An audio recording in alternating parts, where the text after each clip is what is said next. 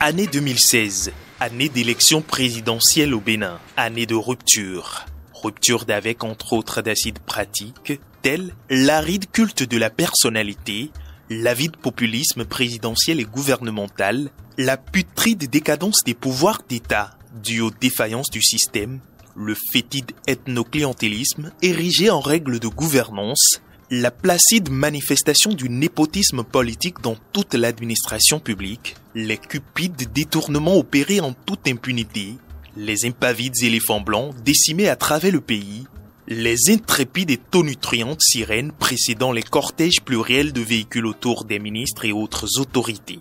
Le Bénin, notre pays, a trouvé son chemin. Et cela est irréversible. Année de nouveau départ. Départ pour des réformes institutionnelles, constitutionnelles et structurelles, avec un nouveau type de citoyen plus engagé, un genre de citoyen reconnu pour ses talents, compétences, performances et résilience par le chef de l'État, le président Patrice Athanase Guillaume Talon, qui en fait un élégant portrait. Je suis confiant car je connais le dynamisme et le talent du peuple béninois. J'ai confiance en sa maturité démocratique et sa capacité à se lancer dans des changements radicaux. J'ai confiance parce que j'ai la certitude qu'une équipe de dirigeants bien inspirés et compétents est capable de mettre en œuvre avec succès un programme de relance rapide de notre économie dans un environnement apaisé de démocratie et de liberté. Ainsi naquit le PAG, le programme d'action du gouvernement Bénin Révélé. Un programme de relance rapide du développement qui, telle une fleur qui tient la promesse de ses fruits, depuis 2016 à ce jour, révèle un visage d'un Bénin sous métamorphose. Un pays en plein progrès avec des changements significatifs et profonds, et ce, dans tous les secteurs d'activité. Un Bénin moderne offrant plus d'opportunités à chaque Béninois se façonne et fascine désormais le monde dans sa marche inéluctable vers le développement. Des réformes salvatrices aux travaux d'envergure, en passant par la digitalisation à tous les niveaux, le programme d'action du gouvernement porte sous ses marques les traces d'une immensité d'ouvrages concourant dans leur ensemble à l'amélioration socio-économique et au bien-être de toute la population des 4 coins du territoire national.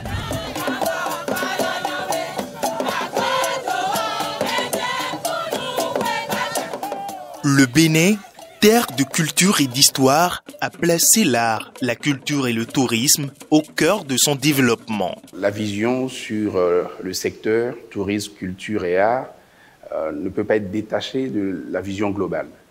La vision globale, évidemment, c'est d'abord de rompre avec un certain passé et de pouvoir restaurer et révéler le Bénin aux Béninois et au monde, parce que le Bénin a des potentialités majeures. Et la réponse budgétaire à cette ambition du Bénin, c'est 1250 milliards de francs CFA qui sont consacrés au secteur tourisme, culture et art sur la décennie. De la reconstruction de la cité historique de Ouidah à l'ouverture de nouveaux musées, les actions conduites par le programme d'action du gouvernement valorisent le riche patrimoine du pays. Vous savez que nous avons 4 musées majeurs qui sont en train d'être construits au plan des événements majeurs liés à nos religions traditionnelles. Il y a eu à Ouidah, pour les Vaudouindés, la dernière édition, au total, 1 700 000 personnes qui sont passées par Ouidah. Au plan économique, au plan financier, ça a forcément impacté le Bénin, ça va impacter notre PIB, et c'est ça qu'on appelle le tourisme.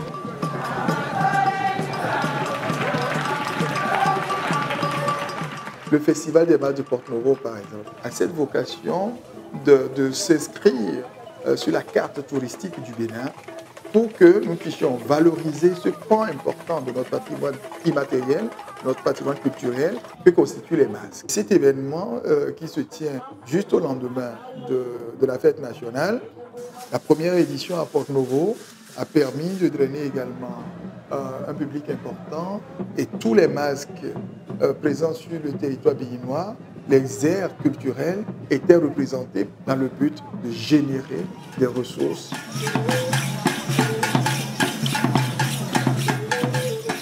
Avec le succès retentissant et sans pareil du retour des 26 trésors royaux, le gouvernement béninois a su raviver la fierté nationale, faisant de cet événement un retour à la source pour tous les citoyens.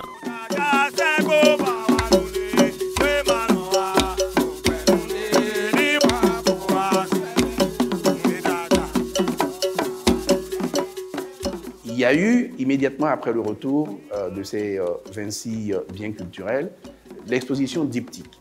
Alors, l'exposition diptyque qui a été une réussite exceptionnelle, un moment de fierté pour l'ensemble du peuple béninois, du nord au sud, de l'est à l'ouest, et qui a montré à quel point les Béninois tenaient à leur patrimoine. Au-delà des Béninois, nous avons 78 nationalités de tous les continents qui, à cette occasion, ont visité le Bénin.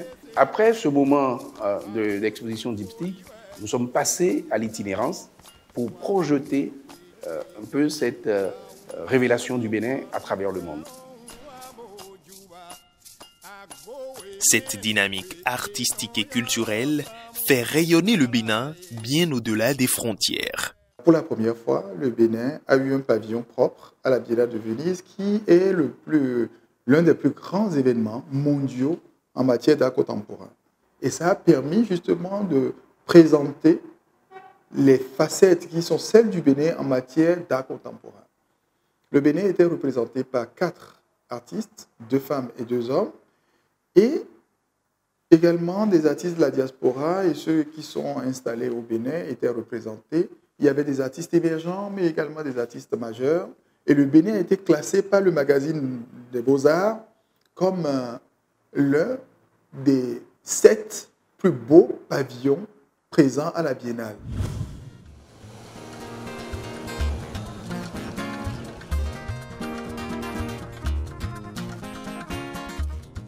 L'action publique dans le secteur agricole était marquée par une faible efficacité et efficience en raison de la non-séparation des fonctions régaliennes et de promotion des filières pour la définition des objectifs de production. Avant 2016, l'administration de l'intervention publique au profit du développement agricole se passait à travers les institutions que nous appelions les escadères, les centres d'action régionaux pour le développement rural, qui étaient investis à la fois des fonctions de promotion et aussi des fonctions de régulation, de contrôle. Il y a aussi que l'intervention publique pour appuyer le développement des filières agricoles était concentrée sur quelques filières seulement, notamment le coton. Alors, en 2016, le gouvernement a pris comme option principale de promouvoir la diversification de nos filières. Et pour pouvoir exploiter les potentialités de l'ensemble du territoire, il y a des régions agricoles qui ont été identifiées. Ça a conduit à ce que tout le territoire national soit subdivisé en 7 zones que nous appelons des pôles de développement agricole. Et chaque pôle de développement agricole est administré par une agence territoriale de développement agricole. Chaque ATDA a un bureau communal que nous appelons la cellule communale. Donc, chaque spéculation principale a un technicien spécialisé. De sorte que, de plus en plus, ils ont un profil plus pointu et peuvent répondre de façon plus efficace aux sollicitations des agriculteurs. On a élaboré des programmations de développement filière où chaque année, il y a des ressources sur budget national dans nos propres forces qui sont mises à disposition et 86 milliards sur 2019 à 2023. Ainsi, le gouvernement a redynamisé et repensé le financement agricole au Bénin, concrétisé la mécanisation agricole avec l'amélioration de l'accès au marché des produits agricoles. En moyenne, depuis 2017 jusqu'en 2024, c'est au moins 10,8% du budget national qui est consacré à l'agriculture. Ce qu'on a aussi noté, c'est que les initiatives privées maintenant sont vraiment financées. Le gouvernement, de façon responsable, a élaboré une politique de subvention aux engrais. Si bien que les producteurs ont pu acquérir les engrais, par exemple, à 14 000 francs le sac de 50 kg, alors qu'au prix réel, c'est de 25 à 28 000 francs le sac de 50 kg. Au-delà de cet accompagnement important pour les engrais, les accompagnements pour avoir des semences de qualité qui permettent d'augmenter les rendements ont été également l'objet du financement du gouvernement. Pour la campagne que nous sommes en train de dérouler, par exemple, c'est environ 6 milliards qui sont mis pour financer l'accès aux semences de qualité. Sur ma superficie, j'ai commencé par planter des anacanes aussi que vous voyez devant moi ici. Déjà, ça porte de fleurs en moins de 2 ans. C'est des plants que vous pouvez avoir à 600 francs l'unité, mais nous on a pris à 100 francs. Ça veut dire que c'est subventionné de 500 francs par l'État. Donc en réalité, c'est une bonne chose, c'est très bon.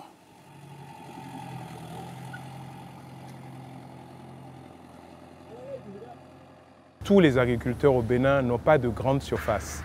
Il fallait avoir donc une offre d'équipement qui aille de petits motoculteurs jusqu'à des tracteurs de 120 chevaux, jusqu'à 220 chevaux. Le gouvernement a mis en place, grâce à la SONAMA, des solutions pour sortir plus que 3000 kits d'équipement par jour. Tous les kits tracteurs sont subventionnés à 50%, et ce depuis 2020. Ça veut dire que quand un agriculteur achète son tracteur, la remorque, la charrue, le pulvérisateur, le cultivateur, que ce soit aussi le matériel pour récolter, sa machine lui revient à moitié du prix.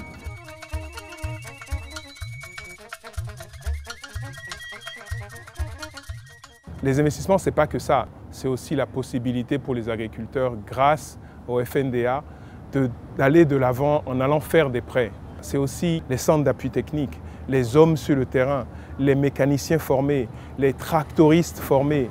Et c'est tout ça qui fait que notre mécanisation avance très vite. Alors, si je prends par exemple le cas du FNDA, qui a repris bien sûr donc là du service, et depuis 2020, c'est à peu près 81,2 milliards qui ont été injectés dans le secteur agricole à travers le FNDA. Les performances réalisées sur les principales filières agricoles et sous-secteurs parlent d'elles-mêmes. Aujourd'hui, au niveau de toutes nos filières, la production a considérablement augmenté.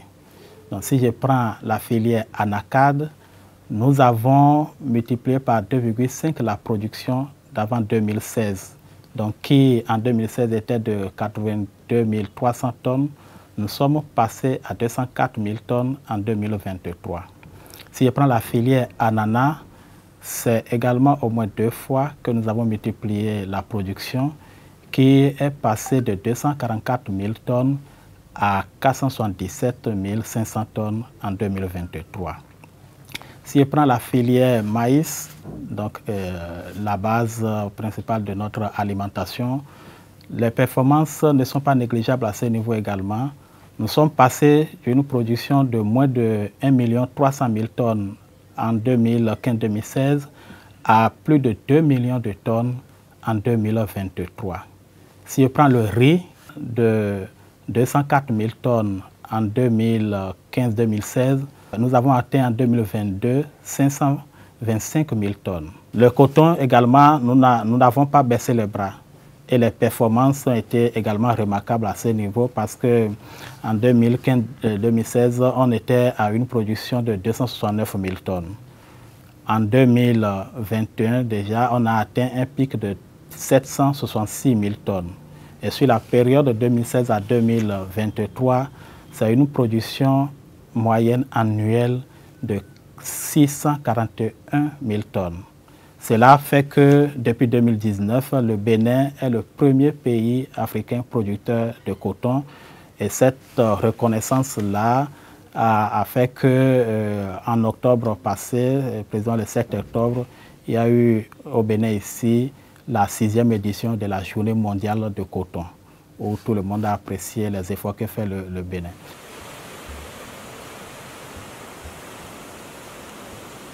Les aménagements hydro-agricoles ont aussi contribué à l'amélioration des rendements et des productions agricoles. Depuis 2016, nous avons eu des actions qui ont permis donc, de passer de 6 200 hectares à près de 25 000, disons, voire 26 000 hectares aujourd'hui, d'aménagement hydro-agricole, toutes catégories confondues. Si vous prenez au niveau du riz, Nous sommes partis des rendements de 1,5, 2,5 tonnes à 4 tonnes pour la maîtrise partielle de l'eau. Et puis pour donc la maîtrise totale de l'eau, nous sommes passés de 4 tonnes à l'hectare pour aller jusqu'à 8 tonnes à l'hectare à des endroits. Il y a des producteurs aujourd'hui à Malanville qui maintiennent ce score de 8 tonnes à l'hectare. En moyenne, ça fait à peu près 6 tonnes de riz paddy à l'hectare. C'est des exploits. Et c'est ça qui fait que nous constatons un peu que la production est excédentaire.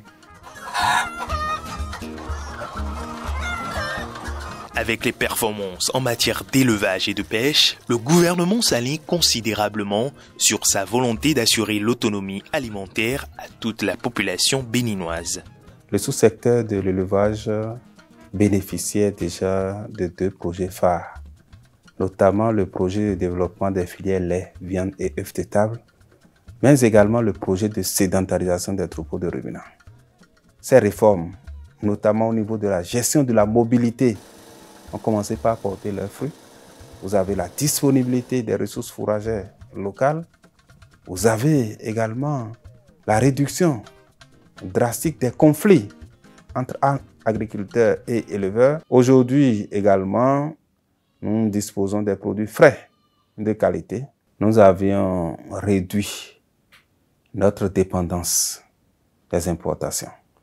De 20, nous sommes passés à près de 50%.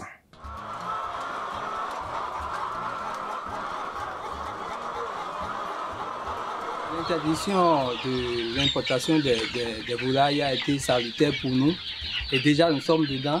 Ça nous permet quand même d'agrandir, de faire beaucoup d'élevage de poulets. Sur place, c'est ce que vous voyez déjà. Nous avons déjà des coquelets qui évoluent. Ça facilite aussi les ventes sur le marché.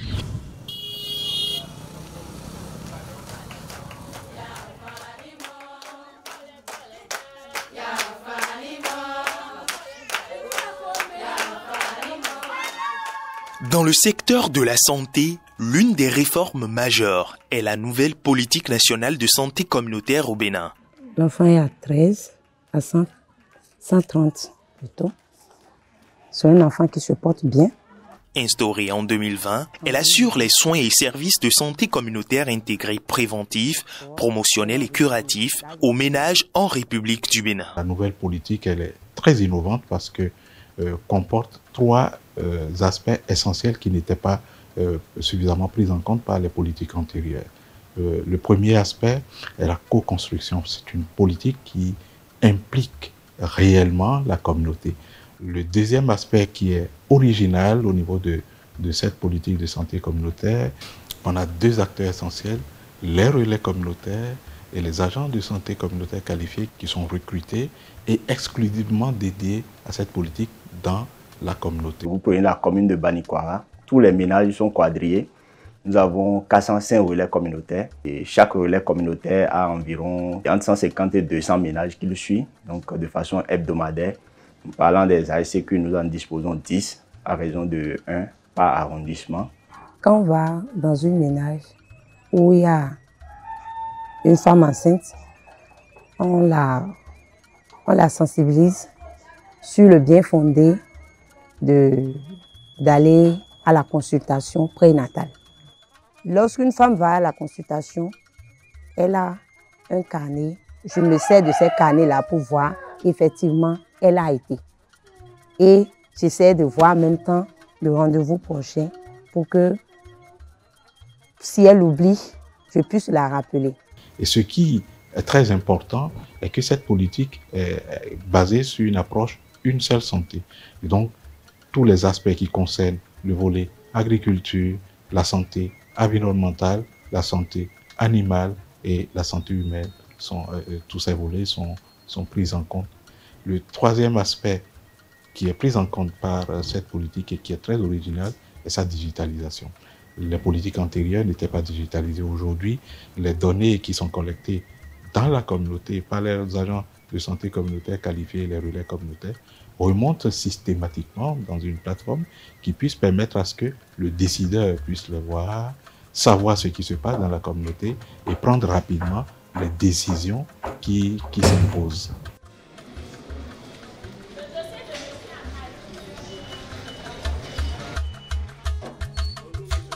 Aujourd'hui, au Bénin, la chirurgie cardiaque n'est plus un rêve, mais une réalité. Opérer un Béninois à l'extérieur, le coût qu'on y consacre peut permettre d'opérer 2 ou 3 localement. Donc dans cette perspective-là, le gouvernement béninois a décidé de prendre en charge tous les Béninois adultes qui ont un besoin de chirurgie cardiaque. Ceci de façon gratuite. Et donc, depuis 2021, tout Béninois, où qu'il soit, qui a une maladie du cœur et qui nécessite une chirurgie, est identifié par nous, évalué par nous et pris en charge sans aucun franc.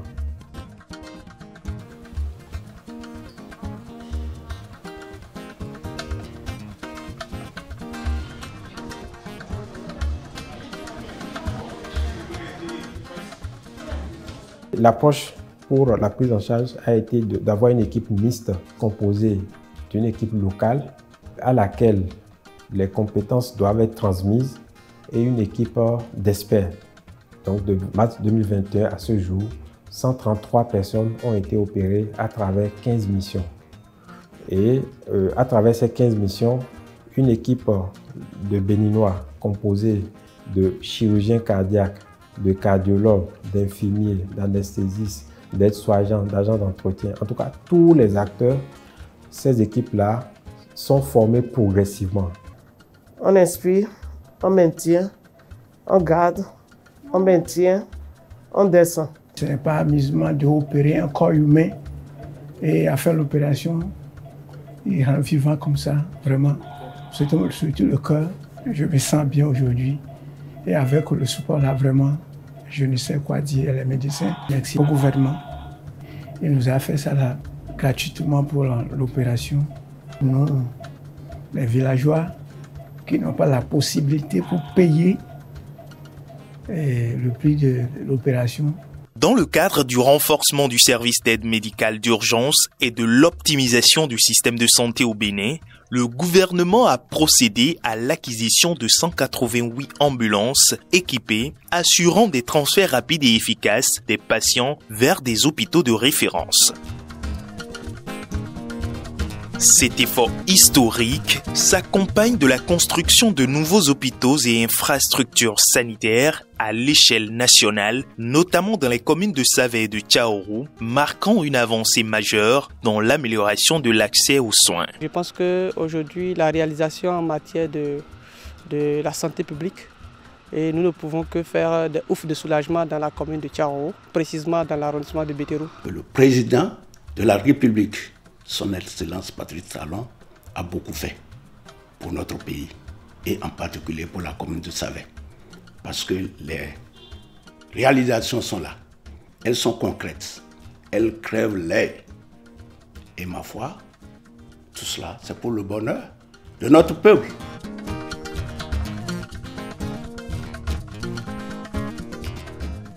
Pour réduire les risques et complications liées aux évacuations sanitaires, le Bénin s'est doté d'un hôpital prestigieux avec des pôles de services modernes de type nouveau. Le CHIC, c'est aujourd'hui le plus grand hôpital que nous avons au Bénin, construit sur 16 hectares, qui compte 436 lits. On y trouve 18 spécialités et sur les 18 spécialités, on les a réparties en 9 pôles. Donc c'est cet hôpital qui est construit dans le but de réduire les évacuations sanitaires, principalement, d'étoffer le plateau technique, je vais dire le plateau d'offres de soins et de services de santé, et qui vise en troisième lieu à réduire les inégalités, les inéquités en termes d'accessibilité aux soins de santé de haute spécialité.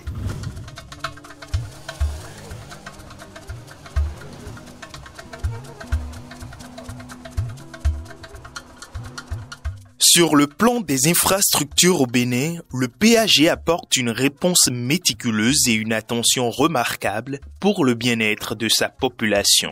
Les chantiers de construction ou de réhabilitation d'une multitude d'axes routiers sur l'ensemble du territoire national ont abouti à un résultat éloquent et facilitent la bonne circulation des biens et des personnes.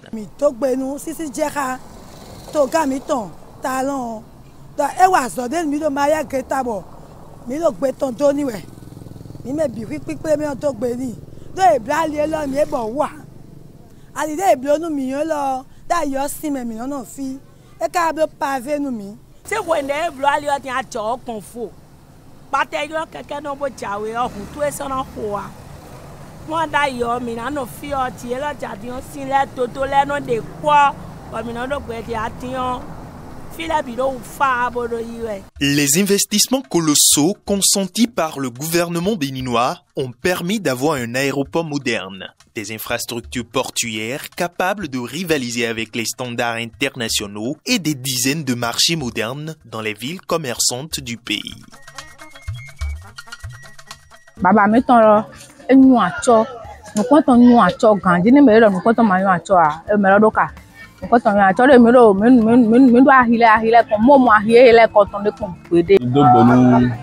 Atekupa, Togan, mettons Sissi, Djehe, Monsieur Talon.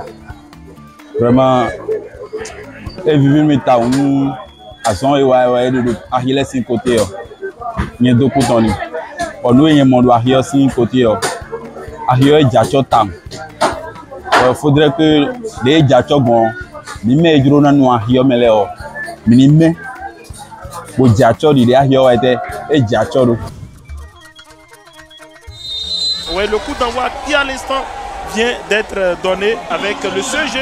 L'essor du secteur du sport à l'échelle aussi bien locale qu'internationale est un élément clé du PAG. En créant des infrastructures sportives modernes et en soutenant les talents, le Bénin prépare une nouvelle génération d'athlètes tout en renforçant la cohésion sociale à travers la pratique du sport. Le projet des classes sportives est une approche novatrice apportée par le gouvernement de la rupture. Parce qu'en 2016, à l'arrivée de ce gouvernement, notre pays était caractérisé par des échecs répétés sur le plan continental et international en ce qui concerne nos équipes nationales. Donc le diagnostic a été posé, on a constaté qu'il n'y avait pas assez de centres de formation pour amener nos talents vers l'élite. Et c'est fort de cela que le gouvernement de la rupture a diagnostiqué et a trouvé juste d'adapter cette politique de classe sportive à notre nation pour permettre à ce que nos jeunes talents puissent avoir un cadre propice pour être détectés, formés et aboutis à l'élite afin d'améliorer les résultats nationaux. Ces efforts ont contribué à des prouesses mémorables dans certaines disciplines sportives. Le projet de classe sportive est en train d'impacter sérieusement notre sport national. Parce que nous avons eu déjà des résultats en ce qui concerne les championnats scolaires, sur le plan continental et même sur le plan mondial, parce que nos jeunes étaient la dernière fois en Chine. Ça veut dire que nous sortons déjà de l'Afrique avec ces talents détectés au niveau de nos collèges. Et la plupart de ces jeunes sont des éléments de nos classes sportives.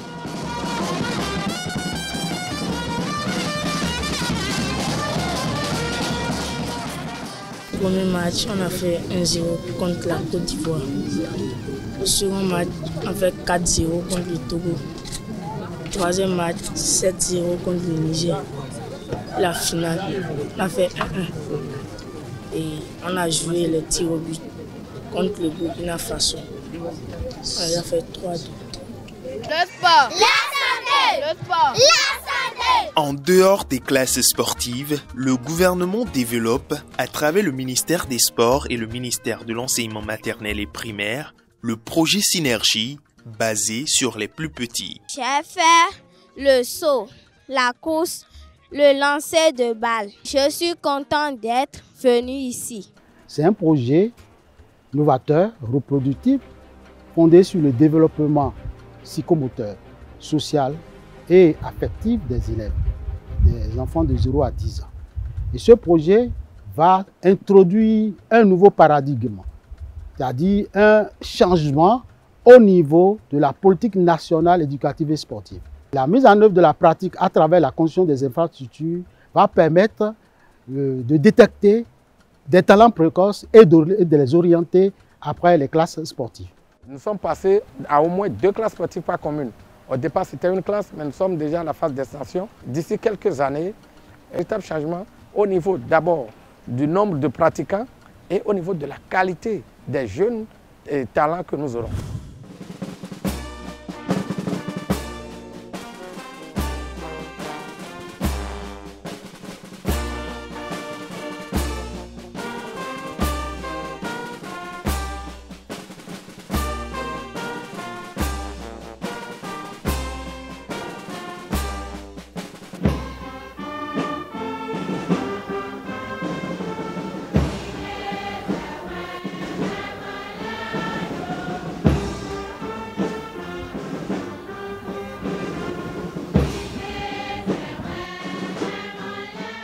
Pour répondre plus efficacement aux défis sécuritaires face au terrorisme galopant dans le Sahel et à la piraterie en espace maritime, le gouvernement de la rupture a renforcé les forces de défense et de sécurité. Des recrutements massifs, l'acquisition d'équipements de pointe, le renforcement des capacités des forces armées et des réformes pertinentes ont rythmé l'action gouvernementale. Le gouvernement prenait la mesure de ces situations, de ces défis sécuritaires, a décidé en fait, de dimensionner les effectifs militaires pour leur permettre, ou pour permettre aux forces de défense donc, de faire face efficacement à ces défis. Donc c'est vous dire que les recrutements successifs enregistrés ces dernières années donc, participent en fait de la volonté du gouvernement de mettre les armées béninoises en capacité de faire face aux défis du moment. Le gouvernement béninois a doté la marine nationale de nouveaux vecteurs de gamme variés. Nous pouvons entre autres citer un patrouilleur de haute mer et plusieurs autres vedettes rapides adaptées à nos besoins et à nos spécificités. Ces différents moyens permettent à la marine nationale de contrôler toute sa zone économique exclusive et d'être plus présent en mer et de faire des projections en profondeur en vue de répondre à toute éventualité. S'agissant de la flotte existante, le gouvernement a entrepris le carénage à Lagos pour remettre à neuf tous les patrouilleurs de la marine nationale. Et enfin, le gouvernement a mis en place un système de détection et d'observation sophistiqué, électronique, performant, qui couvre toute notre façade maritime d'est en est et en profondeur, qui nous permet de détecter tout acte illicite dans nos eaux.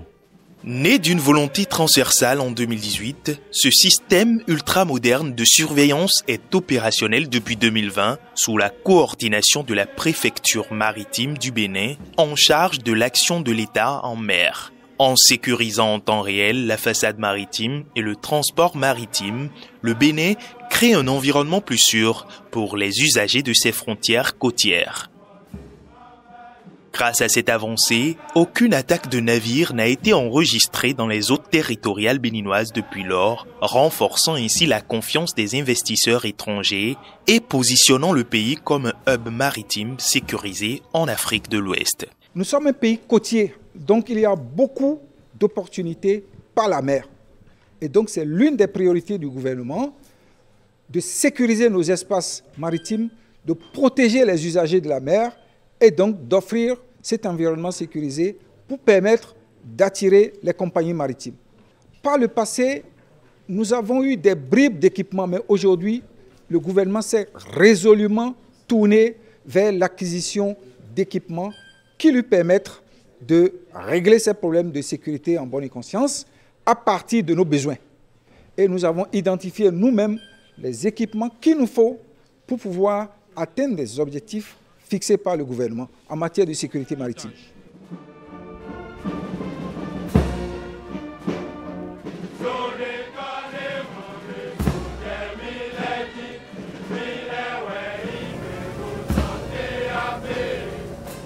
La sécurité de l'espace aérien est aussi au cœur de l'action gouvernementale. Le gouvernement actuel a littéralement transformé l'armée de l'air d'une situation de 0 aéronef en état de navigabilité il y a quelques années. Aujourd'hui, nous avons un parc aéronef de plus de 20 aéronefs. Et là, je ne compte pas les drones qui font aussi partie des matériels majeurs de l'armée de l'air. Avec tous ces aéronefs, nous arrivons à assurer la partition qui nous revient dans la défense de notre territoire et dans les missions de sécurité intérieure. Outre les mesures générales prises par le gouvernement pour améliorer les conditions financières en fait, du personnel de l'État, civil comme militaire, il y a eu beaucoup d'efforts d'amélioration en ce qui concerne spécifiquement le personnel militaire. Et ces améliorations sont allées beaucoup plus dans le sens de la modernisation du cadre du travail, la modernisation continue des casernes, mais aussi par la dotation en fait, ou la mise à disposition de logements modernes en fait, au profit de la troupe. Cela a commencé par les garnisons proches d'ici et c'est un effort qui sans doute s'étendra aux autres garnisons du Bénin. Il faut ajouter qu'il y a eu une réglementation récente qui a été prise en fait concernant les personnels militaires victimes en mission commandée. Donc cette réglementation permet aujourd'hui en fait d'assurer un soutien sanitaire complet aux militaires en opération, mais aussi d'indemniser de façon substantielle en fait, les personnels qui sont tombés sur le champ de l'honneur et permettre en fait, à leurs ayants cause en fait, d'être suffisamment pris en compte par l'État.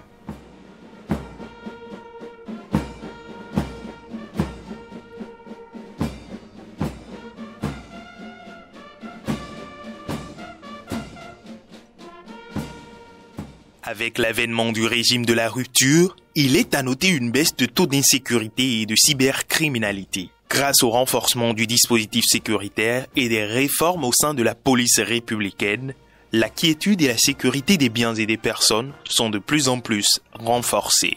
Avant, quand les civils voient les tenues treillis, ils fuient.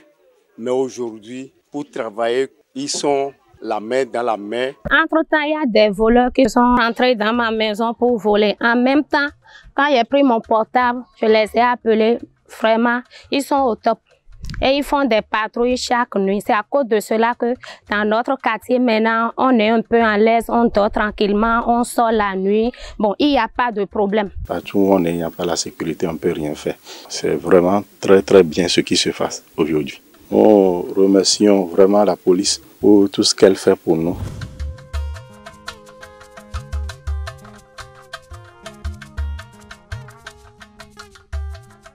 Le programme d'action du gouvernement, c'est aussi la protection sociale et surtout l'appui à l'intégration socio-économique des personnes vulnérables.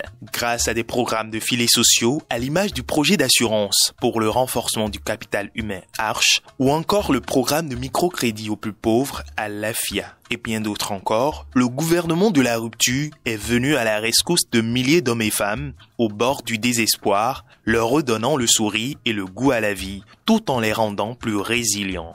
À l'hôpital, si c'est soin ou bien c'est quelque chose, on nous donne ça simplement. Nous, on a des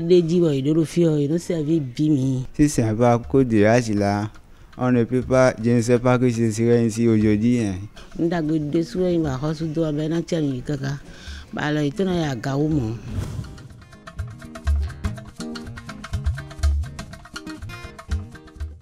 Sur le plan de la diplomatie, le Bénin a solidifié et dynamisé ses rapports avec les pays de la sous-région et entretient des coopérations bilatérales et multilatérales avec plusieurs pays du monde pour favoriser les investissements fructueux et des appuis techniques dans divers secteurs de développement.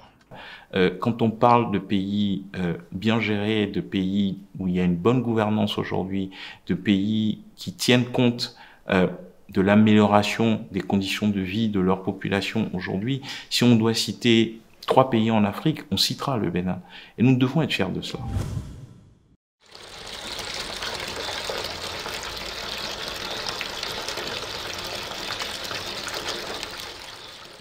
L'accès à l'eau potable pour tous les Béninois est aussi l'une des priorités fondamentales du PAG.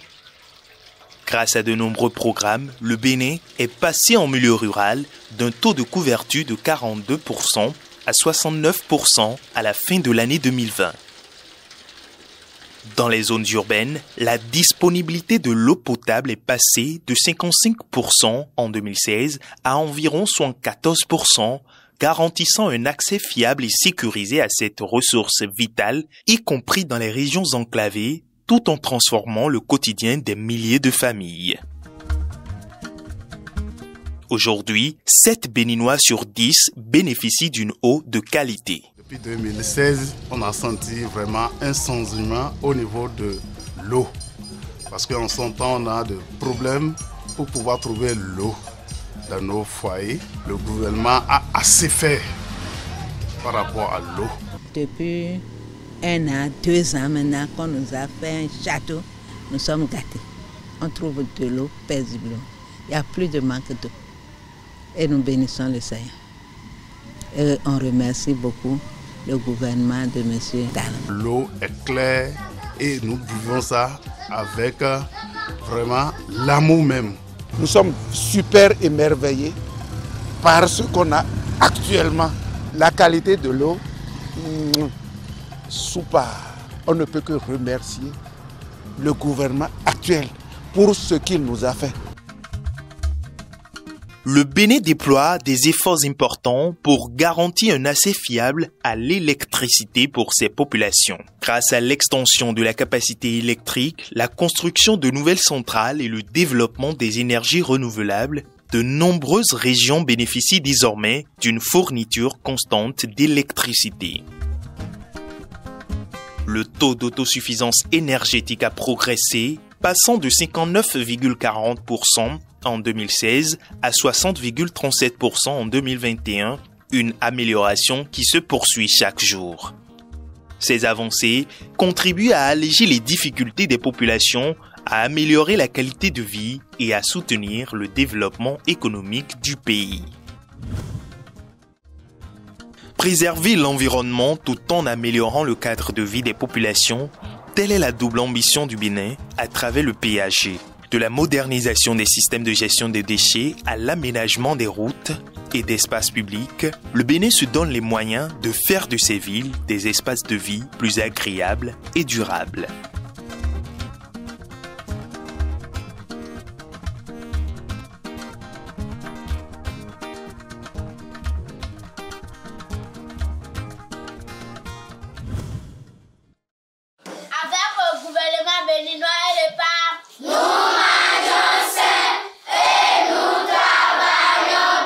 Un peuple qui veut se développer doit pouvoir assurer l'éducation de ses enfants.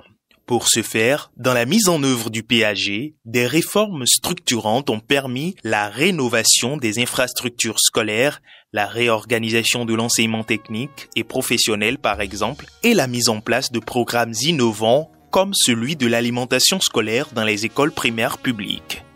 Mon plat préféré, c'est la pâte accompagnée de la sauce graine plus crin-crin, parce que ça contient beaucoup de vitamines.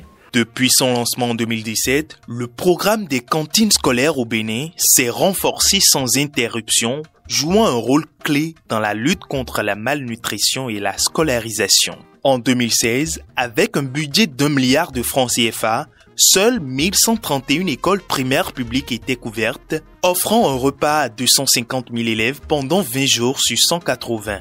En 2024, l'investissement atteint 32,5 milliards de francs CFA, permettant à 1,3 million d'élèves de bénéficier d'un repas chaud et équilibré chaque jour de classe pendant les 180 jours de l'année scolaire. Avec un taux de couverture des écoles porté à 80%, ce programme améliore significativement les conditions d'apprentissage et la rétention scolaire à l'échelle nationale.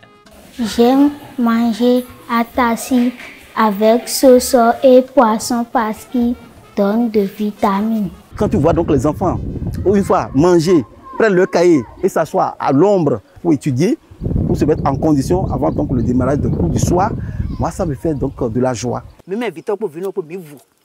torine yi nduro le ye vo abo no dunwa na mi glemele yo mi vo no wa mi vo ni ta me pon.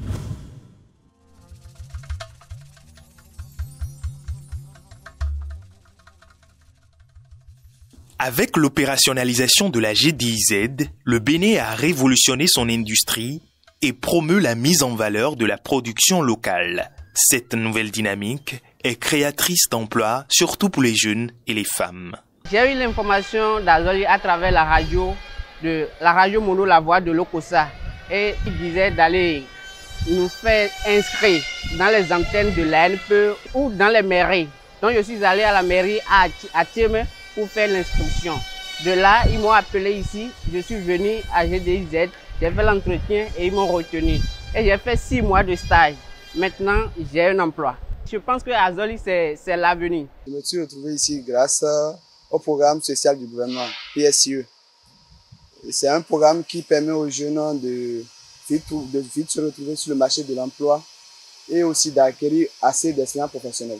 Je remercie beaucoup le gouvernement béninois pour cette opportunité qu'il nous accorde parce que non seulement nous sommes là pour gagner de l'expérience, mais en plus de ça, nous recevons un salaire. Les programmes d'insertion des jeunes sur le marché de l'emploi, sous l'étendard du Bénin révélé, contribuent de toute évidence à la réduction du taux de chômage, donnant les moyens aux jeunes d'assurer leur avenir professionnel. Chaque année, à travers nos différents programmes, et nous en avons beaucoup, nous avons des programmes d'accompagnement à l'emploi salarié, nous avons des programmes d'accompagnement à l'emploi indépendant, nous avons le programme spécial d'insertion dans l'emploi, nous avons le programme d'inclusion des jeunes, nous avons le programme d'appui aux enseignants, nous avons des programmes de reconversion des jeunes vers des métiers porteurs. L'ensemble de tous ces programmes, y compris les différents salons que nous organisons, nous permettent de toucher en moyenne au moins 100 000 jeunes par an pour les aider, les accompagner dans leur insertion professionnelle. On rentre dans une entreprise, on n'en sort plus. Ou quand on en sort, on a la capacité de se repositionner dans une autre entreprise. Ou alors de pouvoir soi-même se lancer dans une affaire. C'est par ce biais que nous travaillons aujourd'hui, ce qui est un changement radical par rapport à avant, où nous privilégions davantage les stages.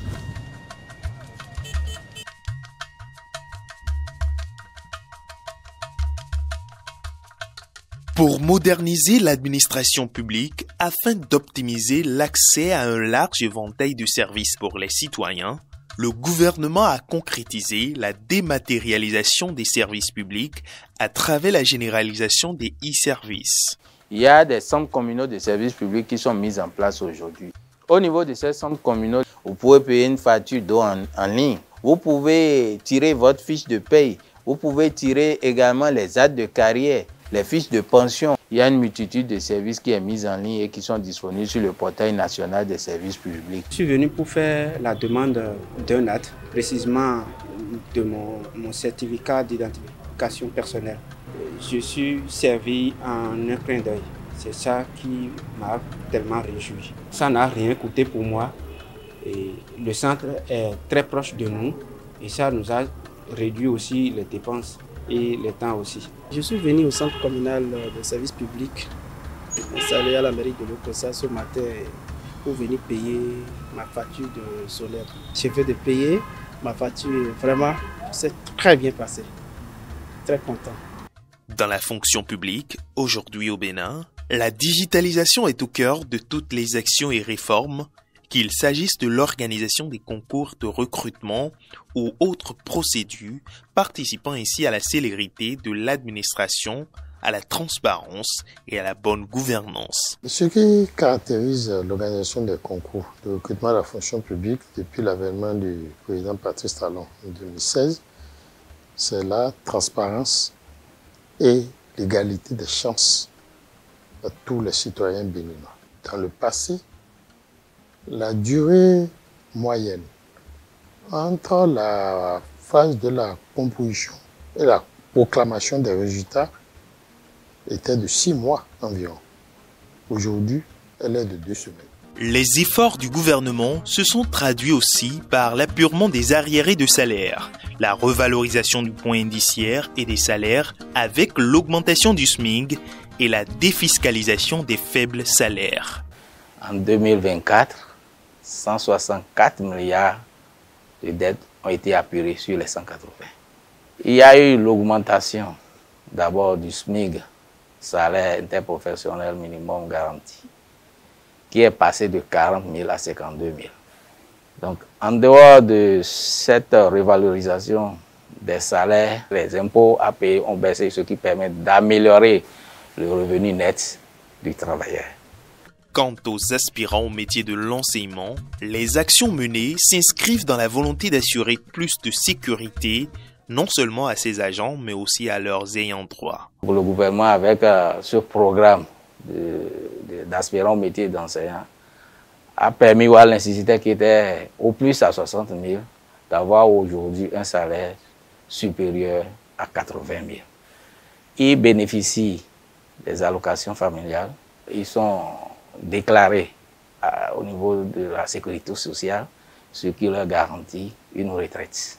Le programme d'action du gouvernement PAG a œuvré pour l'amélioration de la gestion des carrières et de la remise automatique de livrets de pension, y compris aux travailleurs du secteur privé, avec la liquidation des pensions sans interruption de revenus. Il y a un système qu'on appelle le fichier unique de référence de la programmation des effectifs des agents de l'État qui est implanté au niveau du ministère du Travail et de la fonction publique. Grâce à ce fichier, les données des agents de l'État administrés à la retraite sont déjà disponibles et sur cette base-là, nous éditons les actes d'admission à la retraite sans qu'aucune pièce ne soit réclamée à l'agent de l'État admis à la retraite. Avant 2016, lorsqu'on produit un acte au ministère de la fonction publique, les intéressés eux-mêmes viennent chercher ces actes pour aller au ministère de l'économie et des finances avant d'avoir l'incident financier. Donc on a mis en place, à partir de 2016, une interface d'échange automatique entre le système de gestion des ressources humaines et le système de paye. Grâce à cette réforme, l'agent de l'État admis à la retraite ne produira plus de pièces avant d'entrer en possession de ces actes d'admission à la retraite et la pension est liquidée le premier jour du mois qui suit la date de départ à la retraite de l'agent de l'État. Aujourd'hui, la liquidation automatique, c'est-à-dire le service de la première pension, le mois suivant le mois de la retraite, est devenu également une réalité au niveau de la Caisse nationale de sécurité sociale. J'étais admise à la retraite depuis le 1er octobre 2023 et arrivé ici aujourd'hui, j'étais très contente d'avoir le livret de pension parce que ce n'était pas ce qui se faisait. Avant, ça datait avant que vous n'ayez ce livret. Comme ça, vous allez souffrir.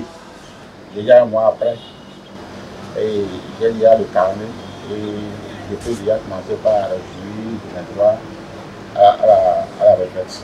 Afin d'augmenter le pouvoir d'achat des agents retraités, le gouvernement a adopté le 13 septembre 2023 une mesure de revalorisation des pensions. Le gouvernement a pris la décision en septembre, mais a remonté l'effet de cette décision au 1er janvier 2023. Cela a induit, bien naturellement, des rappels de pension, des rappels conséquents de pension au profit des pensionnés. Nous avons progressivement procédé à la généralisation du paiement des droits par les virements bancaires classiques, par les GSM et par les institutions de microfinance. On tire chapeau aux réformes, on tire chapeau à notre gouvernement pour cette initiative prise. Le chemin parcouru est immense. Grâce aux réformes et aux investissements du PAG de 2016 à nos jours, le Bénin s'est indubitablement métamorphosé et continue à se révéler au monde. Chaque secteur d'activité contribue à faire du pays une nation plus résiliente et compétitive, soucieuse du bien-être et de l'amélioration des conditions de vie de ses populations. Nos succès sont incontestables dans tous les domaines. Cotonou vient d'être classée première ville la plus propre de l'Afrique de l'Ouest et 6e de toute l'Afrique. Le Bénin vient d'être classé par les organismes spécialisés parmi les 25 destinations touristiques les plus prisées au monde pour l'année 2025. Cet état d'esprit, j'en ai la conviction, a inspiré nos guépards dans leur campagne de qualification pour la Coupe d'Afrique des Nations de football édition 2025, et il leur a permis de surmonter les difficultés, même lorsque cela paraissait impossible, pour revenir sur le devant de la scène continentale. Tout ceci devrait nous convaincre que notre Bénin se construit grâce à nos propres efforts. Et c'est cela le secret de tout développement socio-économique durable. Cela est certes flatteur, mais notre volonté est de faire toujours mieux, car nous avons vocation à être les meilleurs partout. Pour que les politiques futures s'inscrivent dans une vision partagée, en phase avec les nouvelles aspirations de tout le peuple, pour plus de rigueur et une continuité de l'action publique, le gouvernement béninois a décidé d'engager une nouvelle vision à l'horizon 2060. La vision actuelle, Bénin à l'AFIA 2025, vient à échéance l'année prochaine, en 2025. Anticipant donc pour cette arrivée à échéance de la vision actuelle, le gouvernement a engagé très tôt des travaux de construction de la vision post-2025. Et donc, dans cette anticipation, le gouvernement a mis en place le cadre institutionnel, un cadre institutionnel suffisamment participatif et inclusif. Donc, ce cadre institutionnel a été mis en place en juillet 2022 et le processus a effectivement démarré l'année dernière avec un lancement qui a vu la participation, on va dire, de toutes les forces vives de la nation.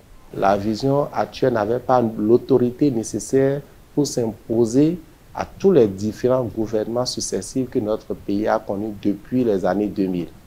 La loi cadre sur la planification du développement, sur l'évaluation des politiques publiques, adoptée en janvier 2024, élève au rang de loi toutes les visions futures que notre pays aura à connaître.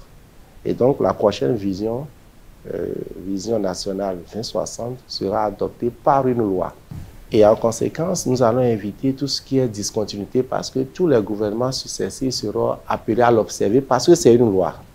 Et donc nous n'aurons plus de saut dans l'action publique, nous n'aurons plus de laxisme dans la gestion ou dans la gestion du processus de développement puisque la loi fait des prescriptions en ce qui concerne les outils et les instruments nécessaires pour conduire le processus de développement. Et donc tous les gouvernements successifs auront donc à cœur d'observer les prescriptions, les dispositions de cette loi, ce qui va nous faire éviter les défaillances que nous avons notées dans la conduite de la vision actuelle. Les bases d'une transformation durable sont posées et ouvrent une fenêtre sur un avenir prometteur pour tous les Béninois, un avenir d'un Bénin révélé.